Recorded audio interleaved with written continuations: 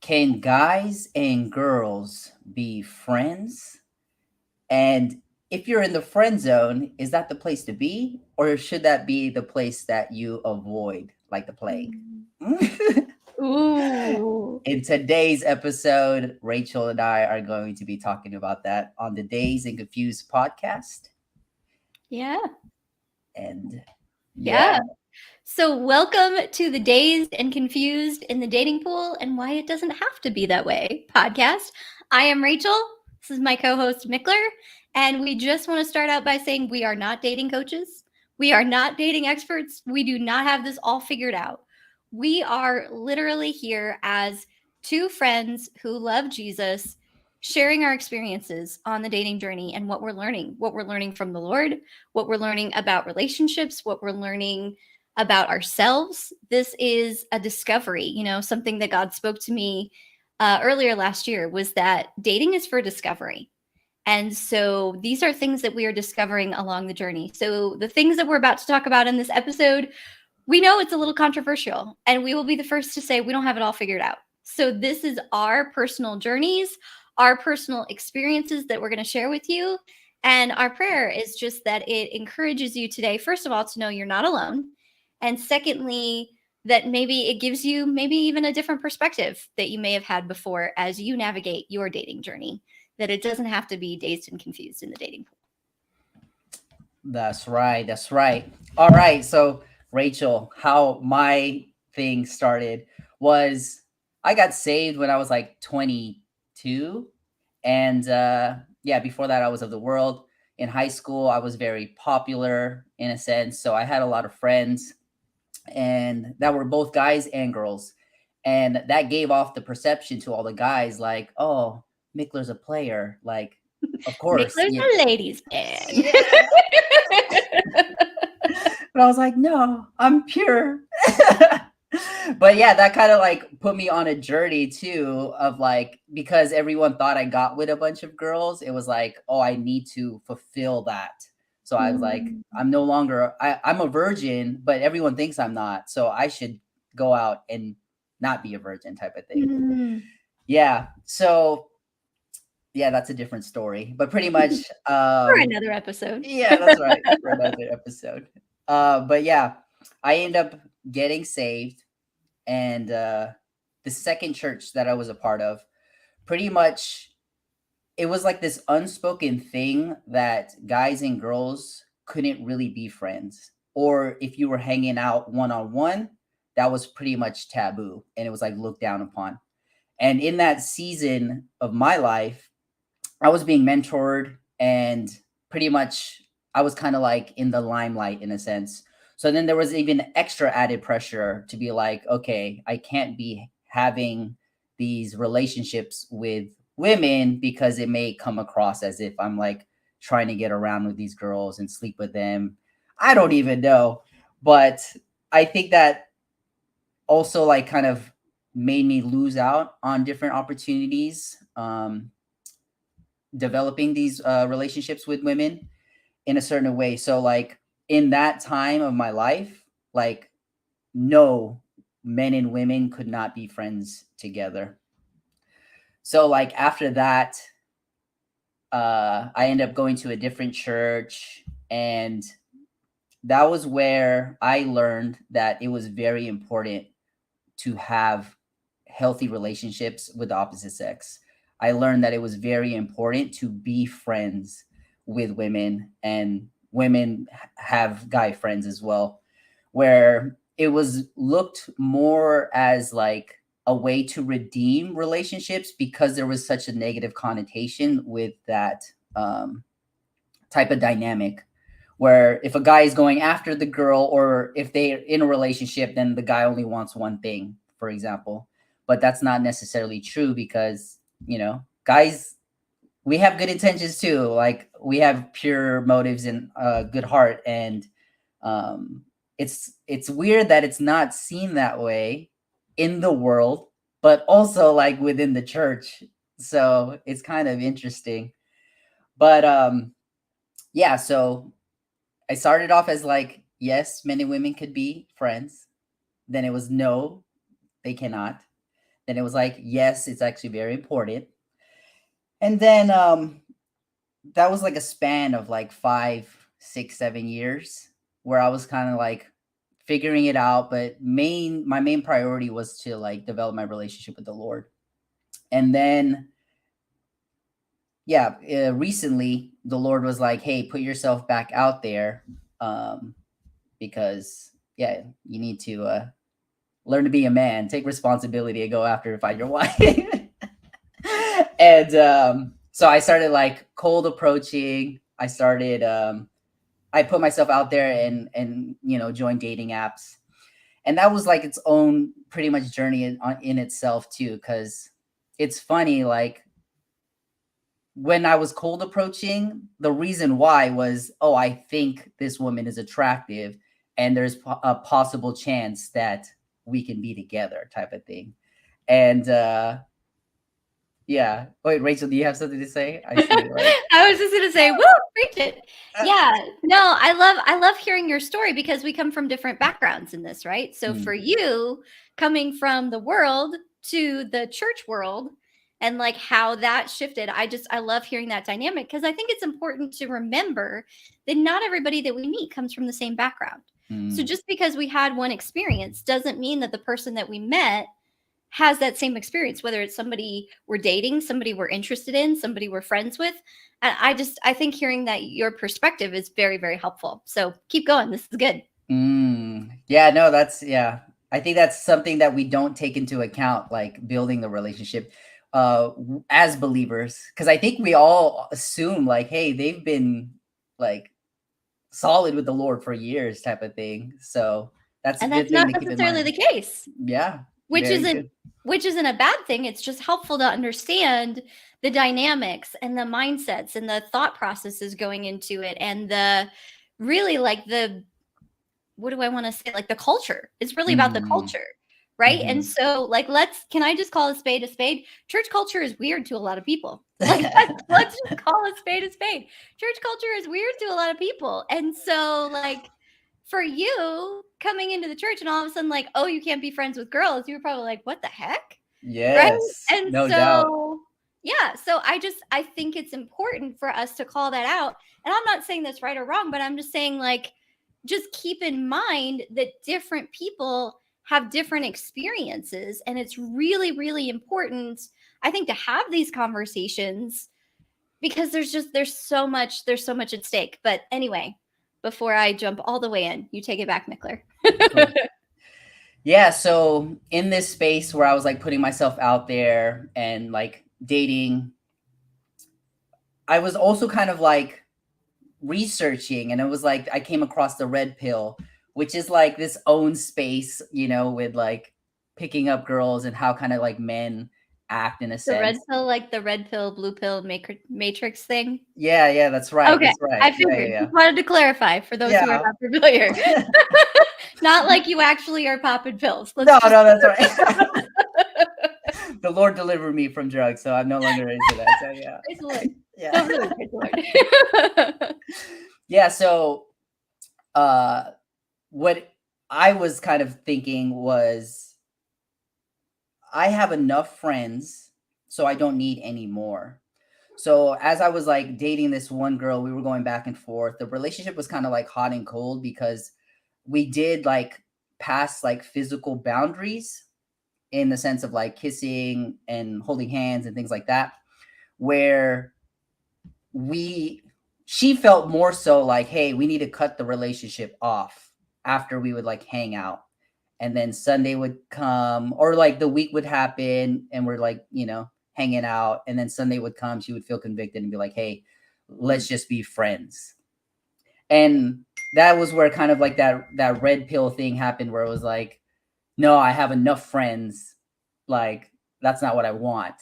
So for me, I was like, okay, like I'm just gonna cut the relationship off because that's not really where I'm trying to take it. And then yeah, I was like, well, dang, what does the Bible say about this stuff? Because I've come across like, a lot of like my mentors and people that I respect, they are in loving marriages and they've been married for a long time, and they've mentioned like, hey, I married my best friend. And I'm like, dang, were they friends first and then they got married and then they became like, best friends type of thing? Or was it like they got married and then they developed a friendship? I don't really know.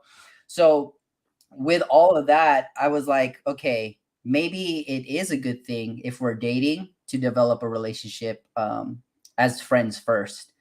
And I think, Rachel, you mentioned like dating is about discovery. And I think one of the things that we are trying to discover about the other person is how is their character? What are their beliefs? What are their values? And we can't assess character on the first date. Truth. Like we can't assess character after like this 1 hour interview with someone, right? Yeah. So character happens after like multiple dates, multiple hangouts, and even different dynamics, like how is the other person treating the waiter or the waitress? How are they with the other people in the church or in the community? How do they treat, I don't know if how like close you get to them or whatever, but like how do they treat their Do they siblings or put their the parents? shopping cart back? Ooh, dang, what does that tell you, Rachel? Like if they do or not? It's very important. I'm just saying. Yeah, no doubt, no doubt. But yeah, so all of these things, it's like we are assessing the character, and I think that's where being friends first is like comes in, and it's very important to do that because yeah, learning who they are, what they believe, their mannerisms and all that stuff like happen over time. And yeah, I'm kind of like landing on the last bit of where I am currently as to like, can guys and girls be friends? And for me, the answer is it depends. Whoa! And You have a non-committal answer. I know, right? It depends. It depends. Okay. So I think for me, what I've realized is guys and girls can be friends if the intentions of both of them are very clear. Like, hey, I am pursuing you and I'm trying to like develop a romantic relationship with you, but I understand like we can start this relationship off as friends first. Then it's like, okay, good, go for it type of thing. And then at the same time, I think it's easier for us guys to be friends with girls that we are not attracted to. And I know we talked about this on the last episode. Yeah. Oh, I'm saying physically attracted to. Yeah. Because yeah, we talked about the stages of attraction, and for men it's like physical is first. So I feel like when we're not physically attracted to the woman, it's easier for us to have like girlfriends because we're not being pulled in that manner, and we could just like develop the relationship going forward with that basis. Which is interesting because I know couples who started off as best friends and he didn't see her that way. And then all of a sudden, one day something flipped. And now, like, they both think each other are super hot and they've been happily married and they have a whole bunch of kids. And, like, Yeah. I have multiple stories in my life of friends like that. So I think that, I don't know, I think it can go both ways. But yeah, I love that. Anything else you want to add to that conversation? Because there's a whole bunch of places I want to go. No, yeah, let's take it where you want to go. Okay. And yeah. Okay. So, my part of this conversation is I grew up in the church. And I grew up with a really, really, really awesome big brother. I call him my dude. So if I refer to my dude, because I probably will at some point on this show, I am talking about my older brother. And something that is so precious to me, well, I'm going to get emotional, is that every season of my life, God has surrounded me with brothers. And I literally cannot name a season in my life where God hasn't brought those people into my life.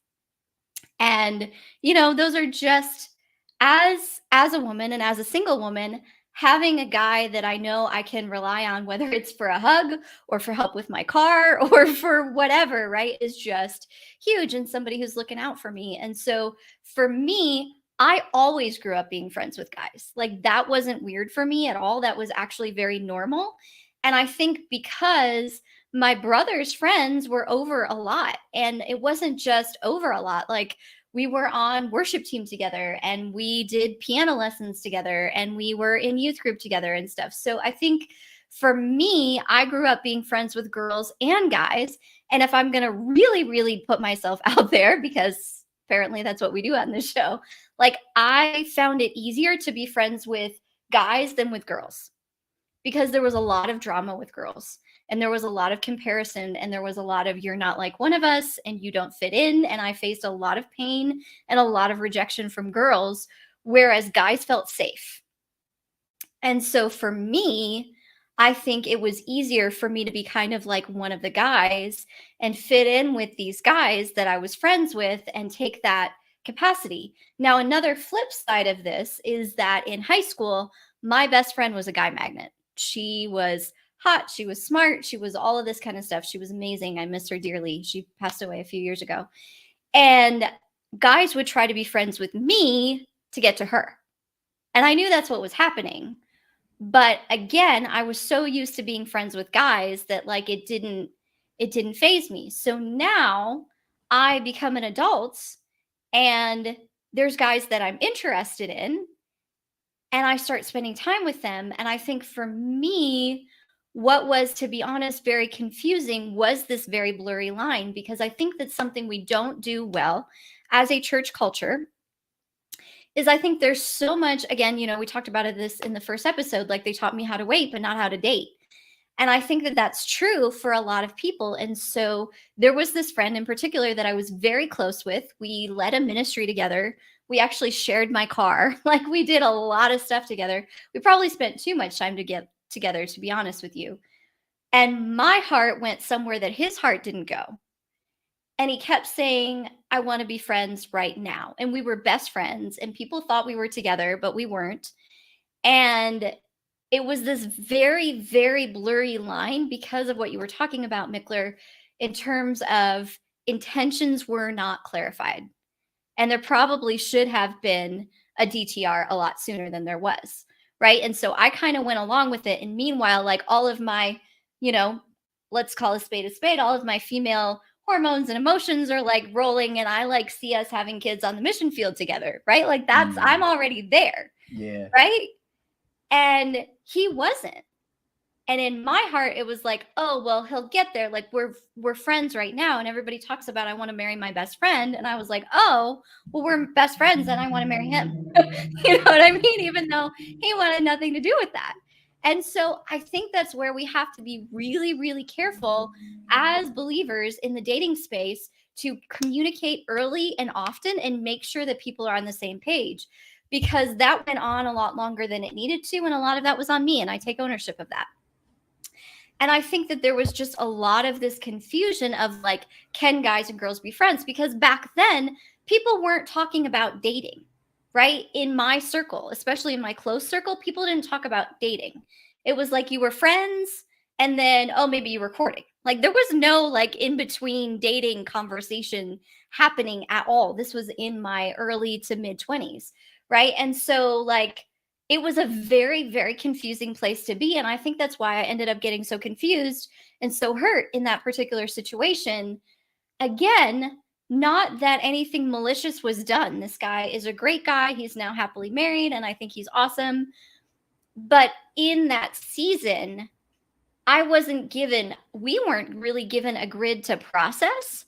And I think because there's been such blurry lines in church culture about, well, we're just friends, I think that's actually something we have to be really careful about, because in any relationship, it is so important to make sure that both people are on the same page. So now I want to talk about my favorite disappointment. And I am not afraid to call it that because that's what it is. And I'm actually not disappointed anymore. But this was something very recent in terms of getting back into my dating journey. So I talked about how I've been comfortable to be friends with guys my whole life. Oh, so let me add this little caveat. So because I had been friends with guys my whole life, and because dating was kind of a very gray area that was talked about, and like guys didn't date me. Like they wanted my best friend, but they were friends with me. And so in my mind, that wasn't even on my radar. So when a man did pursue me, I kind of had to be hit over the head because I was like, huh, what? That's not a thing. My friends were like, Rachel, Interesting. like he's interested in you. And I was like, what? He is? No, that's not a thing. That doesn't happen, And then like this guy straight on pursued me, but that's a different story. Wait, before you go into it, did the Yeah. guys treat you the same? Like when they were kind of your friend to get with your friend versus when they were actually interested? There was like a I never knew if they were ever interested because they never communicated that. okay. So To that's me, why it was it was just like all a friend was a friendship. friend to Friend you. was a friend. Like I But was they just weren't friends with guys. Like it wasn't dating was not on my radar. Like sure I wanted to be married. Sure there was guys that I liked. mhm. But there was no again, it was such a gray area and nobody was talking about dating. It was almost particularly in that season, I feel like almost like taboo a little bit. And Mm, so it was just like, okay, well, you guys are friends and you're hanging out. And like, if this is a God thing, then, then you'll start courting and get married. But there was no like, there was no in between. There was yeah. no getting to know each other. It was like friends, engaged. Like that was it. And So so, there was no DTR. Like no, defining the relationship wasn't popular at the time, so no one was having the conversation and talking about their intentions and like what they were trying to it do. was, yeah. And I'm not going to say nobody was because some people were, but Yeah. like, even in my friend circle, like, again, I won't spill anybody's, beans, but I'll just say that there was another situation where this guy and girl were super into each other and they thought they could only be friends. And so they were like Mm. essentially dating, but then broke it off because they thought they had to be, because they thought they had to just be friends. Yo, that's what I'm talking about. Yeah, Right? And like yeah. fast forward, now they're happily married and they're awesome. And everybody was like, finally. Mm, But it's because they thought they couldn't be like in that culture. And again, I love and honor all of the cultures I've been raised in. I want to be very, very intentional about saying that, right? I think because people I think because honestly, people dated and fell in love in different cultures than us, and then tried to disciple us in that same culture when the culture had changed. I think there wasn't a lot of clarity. And I know that when it comes to guy girl relationships, like there's so much potential for heartbreak and for things to go wrong. I think that people honestly have kind of tiptoed around that subject largely. And as a result, I think it just left a lot of us confused because, again, even in that mix of my friend group, like some of those friends came in from the world and some of those grew up in the church. And so the ones who just came in from the world were trying to be like, okay, we need to do it this way. And the ones who grew up in the church were like, okay, we need to do it this way. And everybody got confused. And so everybody was just friends and everybody was hanging out, even though you knew that like some people liked each other. It just wasn't a thing that was really talked about. And so I feel like for me, it honestly put me in more of a state of being dazed and confused in the dating pool. So when I did get back into, so then let me fast forward a few years. So then, there were different relationships that happened and whatever, and maybe we'll talk about those on other episodes. But like there was a situation even a few years ago when I wasn't like dating was not on my radar. I was not interested at all. To be honest, I was still healing from being burnt pretty badly. And I happened to meet this guy, and he was staying with friends of ours, and he was really into me, and I had no clue. It went totally and completely over my head. Like I did not even go there because my mind wasn't even going there because I was friends with guys. And here was this new guy who came along and we were friends. And then I thought I was going over to his friend's house for like a dinner party. And I was like, how many of us are there going to be? Oh, that's what I realized. Like, it's not a dinner party, Rachel. no It's a way. date. No Oh, yeah. way. No, for sure. This actually happened. I kid you not. And so I kind of had like an afternoon to process of like, oh, this is a date. How do I feel about this? I just met this guy. He's interested in me. And it was just like so much all at once that I ended up feeling overwhelmed. And while I had a good time with the guy, like by the end of the night, I was like, peace out, yo. Like I'm getting a little overwhelmed. This is a little much all at once. So, which that's a whole other story for a different day. Like we literally got flooded in together, but that's beside the point. But yeah, so just all of that to say that I didn't have a grid. I didn't have a grid to process because this area has been so gray. So, did you have something you wanted to add? You look like you had something you wanted to add. Feel free to jump in. Yeah. So the girl that I'm talking to currently, she made it very clear and adamant that she prefers that the guy says, "Hey, do you want to go on a date?" versus, "Hey, do you want to go on a hangout?" Yes, Because the intentions are much more clear. it's so important and it's so helpful. And again, I think particularly because I'm going to call it church culture, right? Because there has been such a gray area, like when I, as a woman, meet a guy, like I met a guy at church a few weeks ago, and he tried to give me his number, and I didn't process that was what was happening until afterwards. And then I was like, duh, hello, McFly, that's what happened. Because there was not context for it. So if he had been like, hey, I'd like to get to know you, let's go on a coffee date, or let's that would have been totally different. So I think that, and I'm sure everybody has different experiences with this, but for me personally, that's why it's so important to me that a man is intentional. Like with his words, with his and his actions. Yeah, that's right. That's gonna be a whole other episode. His actions have to follow up his words. But yes, with his words and his actions. Like, I want to take you on a date. Like even on a dating app a couple weeks ago. And then I will get to my story, I promise. But I feel like this is helpful. So even on a dating app a few weeks ago, this guy was like, hey, are you free Thursday? Or, hey, I'm free Thursday. And I was like, great. And he was like, we could meet for coffee. I'm like a date? And I made him say it because I'm like, I know this is a dating app. I know we're here for the purpose of dating. But I need to know that you're intentional about this because I date with intention. What do you say? And he was like, yeah, a date. And I was like, okay. And then we went on a date, right? So it's just, I think, so important to clarify and make sure that both people are on the same page. If you want to start out just as friends, I think that's beautiful. I think that's wonderful. I think that's awesome. My dude in Sis and Love did that and really built a strong foundation. I personally want to marry my best friend, right? So I think that that's hugely important. I just think it's also so important to make sure that both people understand, hey, this is a friendship that we both see potentially leading to something, or hey, this is a friendship.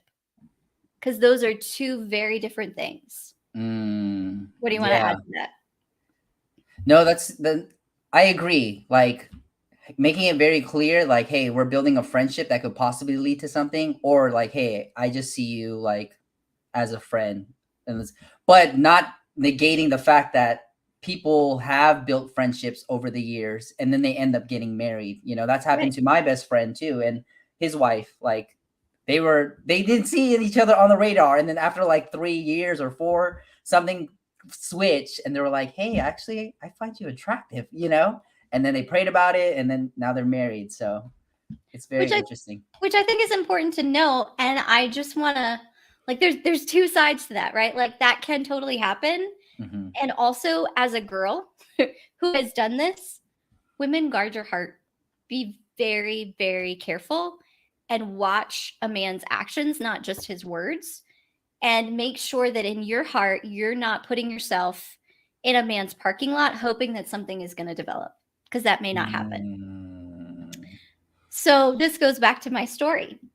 So this is, like I said, it's my favorite friend zone story. It's my favorite disappointment. And I'm really, really excited to talk about it because I think, to me, this is a huge testimony of what dating in the kingdom can be when it doesn't go the way that you think it does.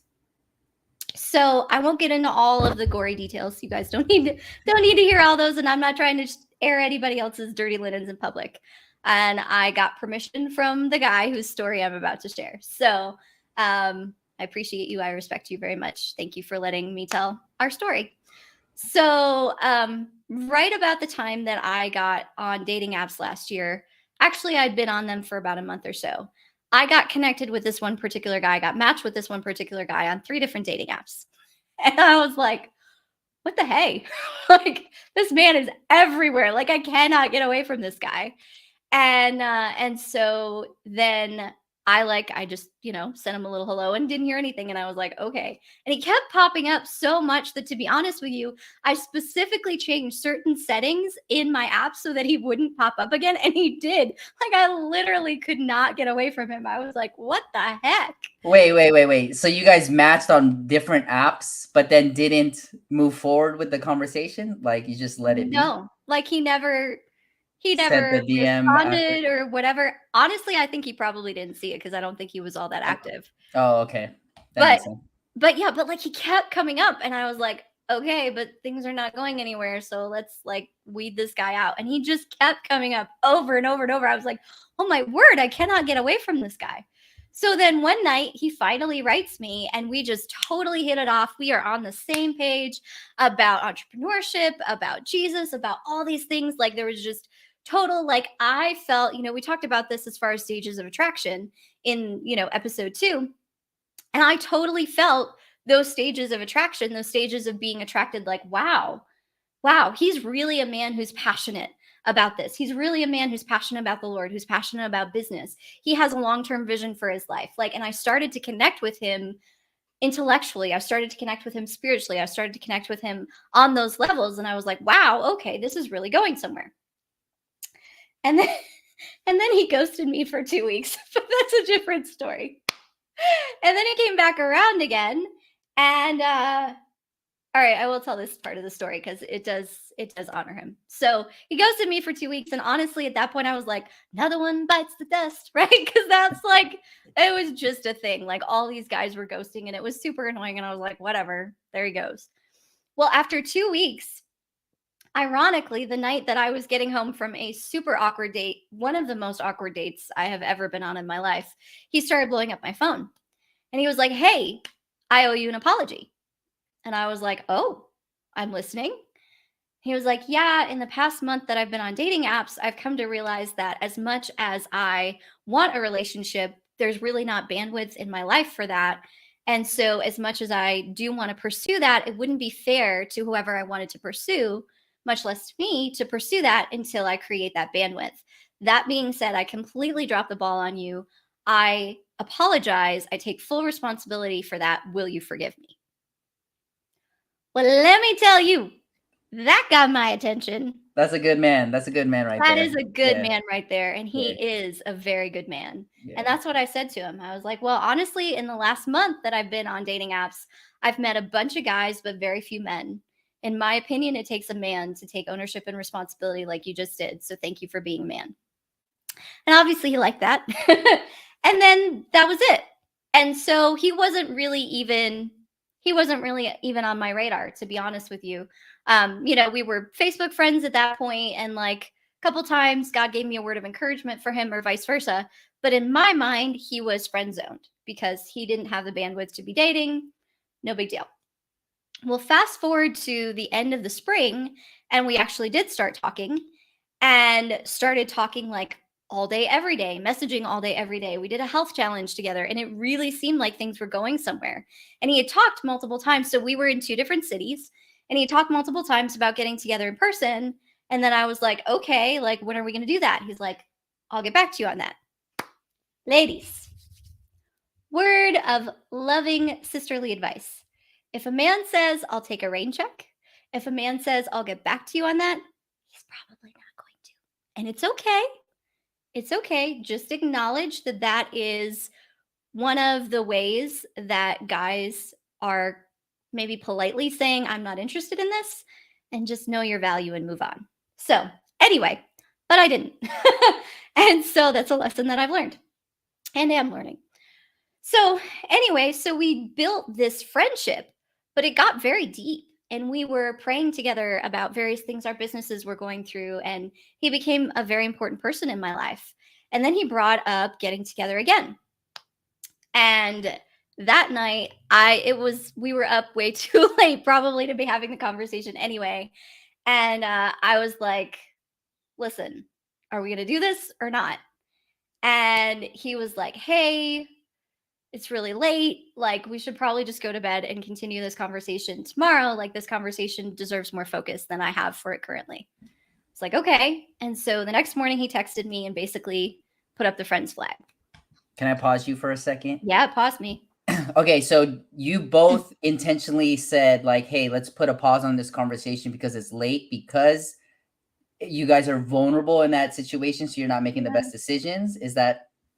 Yeah, and I really credit him for that, because he wanted to be able to think clearly and articulate clearly, and he is a man who is very, very intentional with his words and endeavors to be with his actions as well. And so for him, he didn't want to just like give me a quick answer. He wanted to actually think through what he was going to say. And so the next morning he texted me and he was like, hey, I do really want to meet you in person. At the same time, like, I don't want to take this beyond friendship right now. And I was like, oh, so ladies, did you hear what I said? I don't want to take this beyond friendship right now. I held on to those two words for a lot longer than I should have, but I did. Dang. So in my mind, I was going back to the conversation we had earlier in the spring. I don't have the bandwidth for a relationship. And again, I don't want to air all the dirty linens in public, and you guys don't need to know all the ins and outs of the situation. But suffice to say that the friendship did move forward. And about 2 weeks later, he ended up asking me to coffee. And in my mind, oh, this is a date. And then to a thing that was happening in my town where I ended up meeting his mom and his sister and his daughter and his workout buddies. And I was like, wow, okay. And then, I started being, obviously we had met in person at this point. And then I started being in his city more. And so we started spending time together when I was in his city. Either I would stop by and see him, one time he invited me to lunch. And so it was like, it got very confusing for me as a woman, because these are all date-like behaviors. Yeah. And so even though he had said, I don't want to go beyond friendship, I was hanging on to those words right now. So I want to challenge you men to be very careful how you use those words, because those words mean a lot to a woman. And I want to challenge you women to be very careful how you steward your heart and not put it in somebody's parking lot who's not ready to move forward with you. That's spicy. That's spicy, girl. So you're saying be intentional with the words of like, because if we said, hey, I'm not doing this right now, that kind of leads you on to believe there's a chance. It does. When in reality, what if he's just confused and he doesn't know? Is it? Right. Yeah. So, and that is kind of what was happening. And so if you're confused and you don't know, again, I think that honesty is always the best policy, and clarity is kindness. Yeah. And so even if you have that conversation, like if he had said to me, hey, I really value you as a friend, and I don't know if I want this to go further or not. So at this point, like, what I see is friendship, and I'm not sure if I want it to go further. That would have been helpful for me. And I think I could have navigated that in my heart. Now, also speaking to myself a year ago, I could have said, hey, you know what? You're worthy of being a priority to somebody who has bandwidth for you. And as much as you genuinely care about this guy, as much as you're building a solid foundation, like, can I just tell you, Mickler, like, I really want to emphasize all of the good things about this, because this really is my favorite friend zone story. I have never before in my life had a friendship, had a relationship on any level with a man that has borne as much fruit as this one has and continues to. And Jesus said, you'll know a tree by its fruit. right? I literally have a friend who launched a business based on something that this guy introduced me to. So it was like, there's just been like, we both grew in the Lord. I grew in, my physical fitness, like in Wow. all kinds of things. Like there was just so much good fruit in both of our lives. And so I'm looking at this and I'm seeing the good fruit. And I know, again, this might get kind of controversial, but I'm just going to put this out there because this is our podcast. And I had a dream about him. And so, of course, my mind went somewhere with that dream that may or may not have been what it actually meant, right? And so, like, I had a dream about him and I'm seeing all this good fruit and we're building this and I'm growing in my walk with the Lord as a result. And we're praying together over our businesses and I'm seeing all of these things. Like, everything about it to me was like, oh, this is the Lord, Yes. And then you have this guy saying, I'm not interested in being more than friends right now. Mm-hmm. So, as you can see from multiple angles, this was extremely confusing to me as a woman whose emotions are already down the line. And so, again, had we had an honest conversation, and I take ownership of this as much as like this is not just all on him. At any point, I could have and probably should have spoken up and said, hey, so it seems like things might be going in a little bit different direction than we had talked about before. Is that where you are as well? And if not, that's totally okay. I just want to make sure that my heart is on the same page. Because here's the thing, friendship with a guy and intentionally pursuing building a relationship look different. And what I should have done, and what I did at the very beginning when he said just friends, is I did set some boundaries. But the more that things progressed, I kind of backed off of those a little bit. Like, let's be honest, just friends don't message all day, every day. Right? That's not. Yeah, no, that's fair. That's not true. a thing, And so there were things that I could have set in place that I see now to help protect my own heart. So anyway, I want to get to like the climax of the story because I'm not trying to tell you guys all about our relationship. You don't need to know. That's between me and him. But Before you hit the climax, I just want to say, like, I think that's really awesome that you own the fact that, hey, you could have done something proactive to be like, hey, I need clarity in this moment. Because I think with us guys too, for the ones who are like willing to have the DTR and be open with communication with our intentions, I think sometimes we may refrain from continually doing it if we don't feel like the woman is like, if anything's changed, so we're kind of scared to bring up the conversation again because it's like, will she think I'm like too clingy or too trying to go after her when like maybe last month she already told me like, hey, we're just building this friendship right now. It's kind of like in our heart, in our, we're kind of like wondering like, how often should we bring this up? Like, because we went on this date, did that change her feelings? Like, is it too soon to bring up this in the conversation? So, yeah, I feel like it would be helpful for us guys if like the girl would be willing to revisit the conversation as well and bring it up too. Well, and to be honest, I didn't bring it up because I was terrified. Yes. I didn't bring it up because I was terrified. Yeah. Because I loved the friendship. I loved the relationship that we had. I loved the way that I saw things progressing. And I was so afraid. Like, I'm just going to call myself out. I had FOMO. I was so afraid of losing that. Wow. Because of bringing up that conversation. Yeah. But really, what I didn't know was that that conversation would set us both free. Dang, girl. And I mean, honestly, like if I had listened to my dating coach, like shout out to Jackie, she told me to have the DTR months before it happened. And it probably would have saved me a lot of pain. Because I'm not going to lie, like when it first happened, I call this my favorite friend zone story. But the reality was like, it wasn't always that way. Like there was a lot of pain. I was super into this guy and not just into this guy. Like I saw potential for a future together, unlike pretty much any other man that I had met in a decade. And so when I say this is my favorite friend zone story, I don't mean like, oh, this was so much fun. No, but I say this because this is a story that I am incredibly grateful for in my life. And by the way, a friend that I continue to be incredibly grateful for. So, anyway, so things continue to build. We started spending more time together. And again, like my heart was way down the line.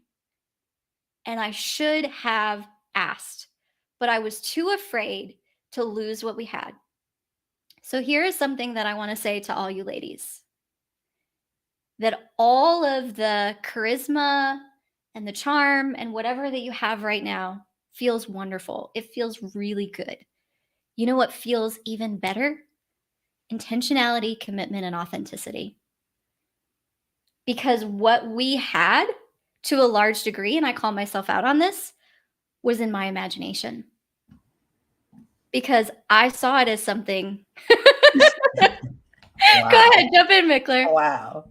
No, that's so good. That's so good. I think it's also for the men as well. Like, can you repeat those three things that you said? Yeah. Authenticity. What feels better is authenticity, intentionality, and commitment. Yeah, because I think also guys are scared to lose that with the girl too. Like, I've had advice where guys are like, "Oh, just keep them in the stable." So it's like, you know, you just keep them here. I was like, and who gave you that Yeah, I advice? know. Yeah. That's why I'm saying, Who gave you that advice? guys, like, we need to be clear of like, hey, this is not kingdom thinking. That's a mindset from the world, you know? And that's why it's like important that we should be open with our intentions, clear with our communications and the things we say.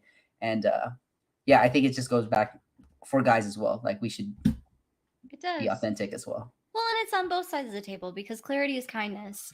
Mm-hmm. So when this DTR finally happened, I'm not going to lie, it happened in a way that was extremely painful. And there was some aftermath in my own heart. But you know what was so beautiful? Ooh, I'm going to cry. This is not the first time that I'd been through this kind of conversation, but it was the first time that I had been through it with someone who so honored me. There was so much honor. There was so much respect. There was so much emotional maturity. And that's why I call this my favorite disappointment, because not only has God healed my heart since then and shown me things about why I kept my heart in this man's parking lot for so long, because I was afraid. I was afraid. And that's a whole other story, but that I'm sure we'll probably get into at some point, because we're just getting all kinds of raw, real, and vulnerable here.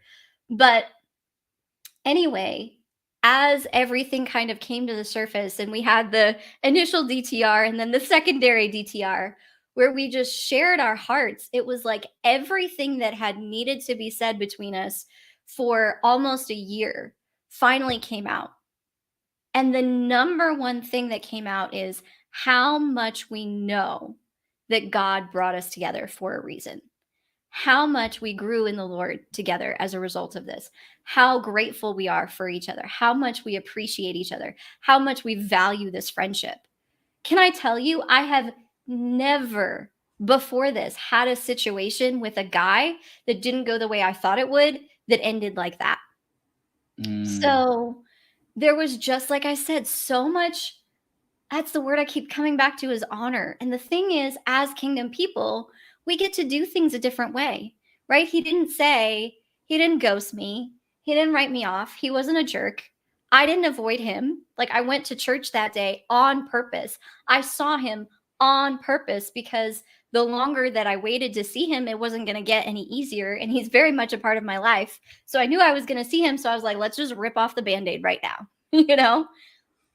But even in that, he gave me a hug. He said, "How are you?" And I was like, meh. And he just gave me the biggest hug and he said, "I'm so sorry." And I knew that he meant it. And it wasn't like, oh, I'm going to make everything better. But it was, I genuinely care about you as a person. And I know your heart is hurting right now. And I'm so sorry. Oh, this is the other thing that he said. He was like, "Rachel, I want you to hear something. There is nothing wrong with you. there is nothing about you that is not enough. There is nothing about you that you did wrong. And I know the enemy is going to come after you with those lies. So I need you to hear that from me. And I'm going to specifically pray for you in that regard, because those are lies, and don't let that have any place. Can I tell you, that's a kingdom man? 1000%. Kudos to this guy. That's amazing. I The love it. fact that he made sure that he knew the lies of the enemy that were going to come after me, that he cut those off before they could come, and that he was already praying for me about that. Like that, I just get teary-eyed. Like, that's a kingdom man. And so in the time after it that I've healed, I can honestly say God's completely healed my heart about him. And we are now just genuinely good friends. And what is so cool to me is a couple of weeks ago, I helped him film something for his work. And he took me to lunch, and we're sitting at lunch having a conversation, just having lunch, just friends having lunch. And this thought came to me. I was like, who does this? Who walks through something like that and actually comes out on the other side genuine friends? And I feel like our friendship is even stronger because there is literally nothing unspoken. There is nothing that needed to come to the surface. Like, everything that needed to be said, and was said with honor, and was said with love, and was said with respect. And we've both moved on and see and genuinely pray for and want God's best for each other. And so anyway, so I was just sitting there and I was like, man, who does this? And I was saying that to my mom later, and she said, honey, that's because there's friendships and there's kingdom friendships. I went, that's it. Like, this is a kingdom man and this is a kingdom friendship. And as much as I shoulda, woulda, coulda done things differently, and vice versa, there is no question in my mind that God brought us together. There is no question in my mind that Romans 8:28 was at work in this and every situation, right? And there is no question in my mind that there is good fruit from this. And to me, this is such a testimony, because I used to be so afraid, because when things don't go the way that we think they would, so often it's met with pain and rejection, and I'm not enough, and nobody will ever like me, and I just always stay in the friend zone. And to me, this is a testimony that flies in the face of that, of like, no, it does not have to be that way. It does not have to be that way in the kingdom. And so my answer to, can guys and girls be friends, is very much like yours, Mickler, because of this testimony, that I think, first of all, we need each other. There are facets of God that men display in a way that women don't, and vice versa. And we need each other as friends, certainly as husband and wife, and also as friends, as community. We need each other. We were meant to need each other. And I think that in order for it to be done in a way that honors both people, clarity is kindness. And it's just super important to be intentional. And I honestly feel like, not to be annoying, but like, as much as you need to have the DTR, and make sure that both people are on the same page. Because what happened that day when we had the DTR was, now we were both on the same page, which is how we are able to move forward as friends without any wondering. And here's another thing. This is for free, ladies. I read this quote a couple weeks ago. I shared this with Mickler, and it's really stuck with me. That God is not the author of confusion, and neither is a good man. So if there is confusion in your heart, does he not? Seems like he does, but I don't know. But he said just friends. God is not the author of confusion, and neither is a good man. So if you're feeling confusion in your heart, speak up and ask. And the thing is that things not working out the way that you thought they would does not have to be devastating. Like, up until this situation, I would see that as devastating, as rejection, as, oh no, here we go again. But to me, this situation with this man, and I call him a man on purpose, not just a guy, because he is a man. This situation with this man is such a testimony in my life that it doesn't have to mean rejection. He didn't reject me. This man did not reject me. And I want to make that really clear. And like, he was very intentional in how he stewarded that situation so that I didn't feel rejection from him. And that's something that we get to do for each other. So again, not to go on and on and on, but I feel like The reason that we don't have these conversations is that we're so afraid of them not working out the way we thought and of ourselves getting devastated. But the reality is, when everything comes to the surface, when both people are on the same page, then both people can walk free and we can love each other and we can bless each other to find the people that God has for each other. And I pray for his wife all the time. So I just want to encourage anybody who is walking through a friend zone situation. If you find yourself in a situationship like I have too many times, but I am learning, don't be afraid to have the DTR, because clarity is kindness. And when there is clarity, both people can walk free. And if this doesn't go the way you thought it would, now, of course, it takes two to tango, right? The way that this man handled this situation plays a huge role in how it panned out. But when both people are coming from a place of honor and respect and dignifying each other, then it doesn't have to result in pain and devastation. It can result in freedom. It can result in the friendship actually being stronger.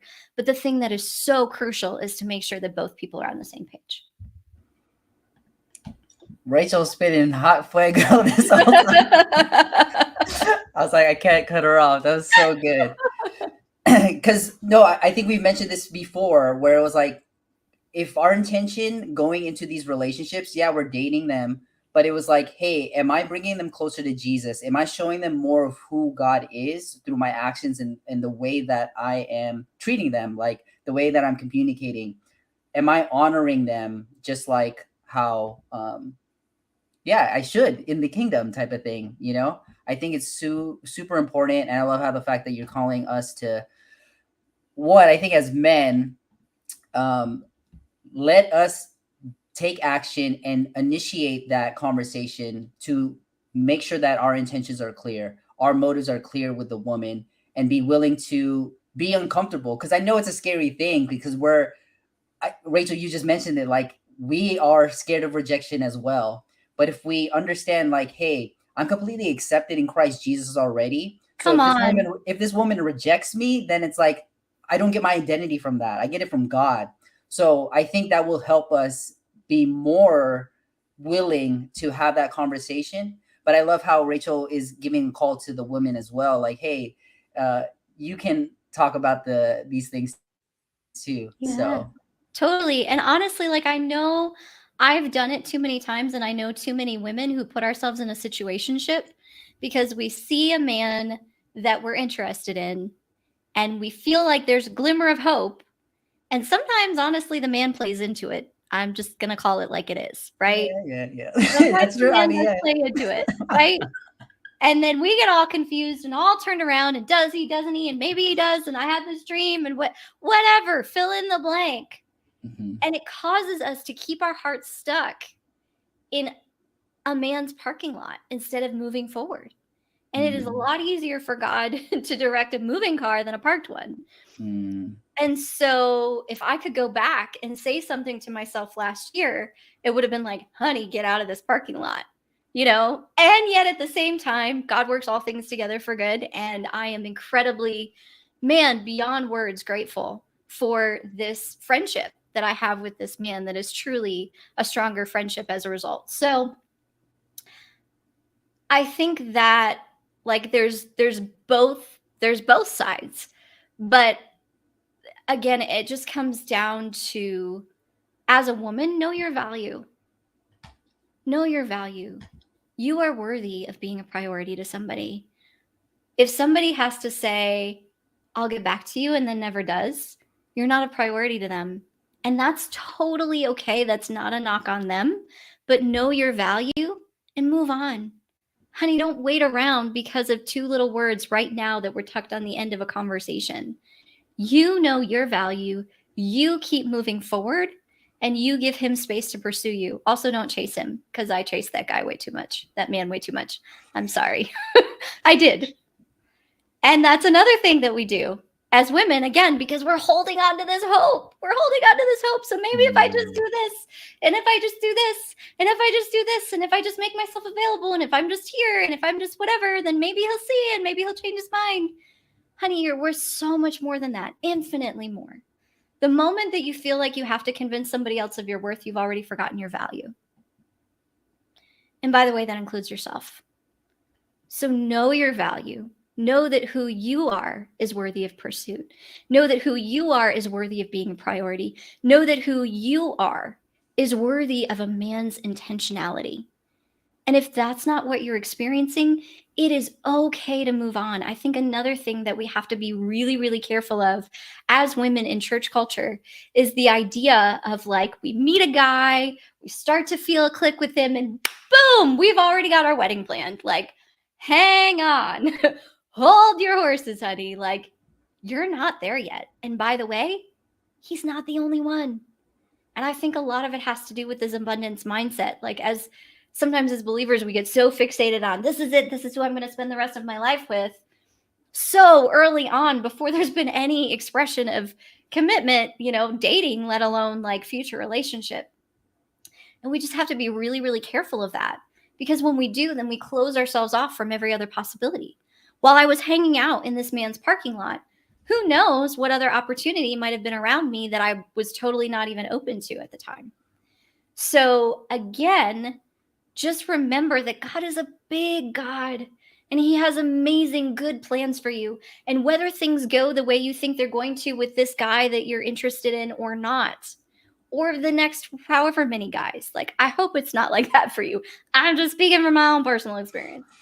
But whether or not it does, like, if we can just trust that we have a good father who has good plans for us, every good and perfect gift comes from him. And that what he has for you is a good and perfect gift. And he's not going to ask you to settle for less than the good and perfect gift that he has for you, that, by the way, is custom tailored for your heart.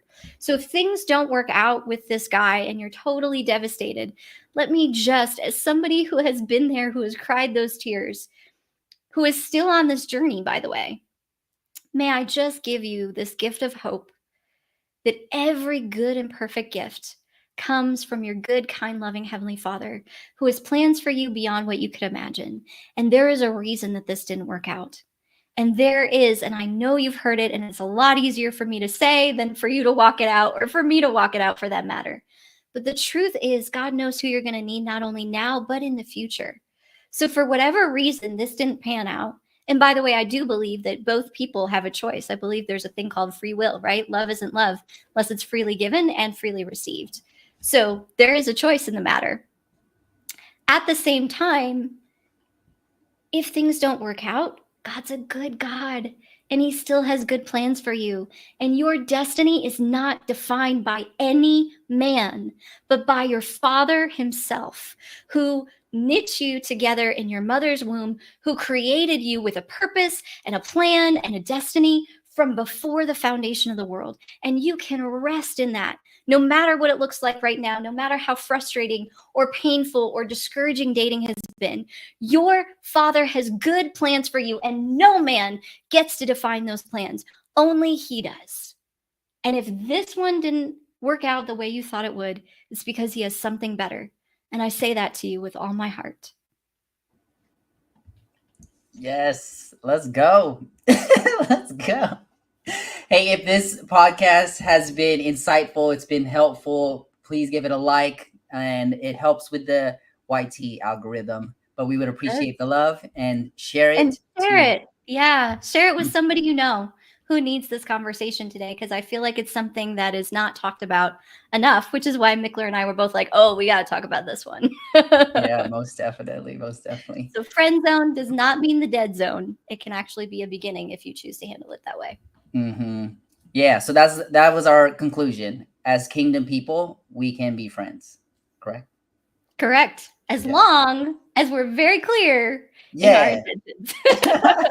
That's right. Awesome. Well, Rachel mentioned a little bit of the ghosting. So we do have a podcast episode on that. So if you haven't checked that out, you can check that out here. And then, we'll see you on the next one.